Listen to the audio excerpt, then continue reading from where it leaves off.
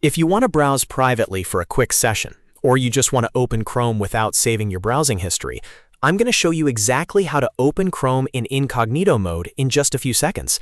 This is a simple but very useful trick for private browsing, checking websites without old cookies, or signing into an account without your normal Chrome session getting in the way.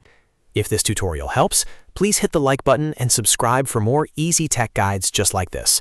Alright, let's jump right in. First, open Google Chrome on your computer as you normally would. You can do this from your desktop, your taskbar, or your Start menu, depending on how you usually launch it. Once Chrome is open, look to the top right corner of the browser window. You'll see the 3 dots menu icon, which is also called the More menu. Click those 3 dots to open the main Chrome menu. From the list of options that appears, look for New Incognito window and click it. As soon as you do that, Chrome will open a new dark window, and that means you are now in incognito mode. You'll usually also see the incognito icon and a message explaining that Chrome won't save your browsing history in this window. From here, you can browse privately in that session without it showing up in your regular browsing history.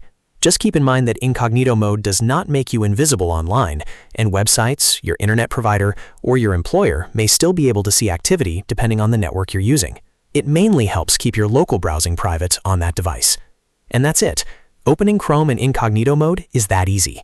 If this video helped you out, don't forget to like, subscribe, and turn on notifications for more simple tutorials like this one. Thanks for watching, and I'll see you in the next video.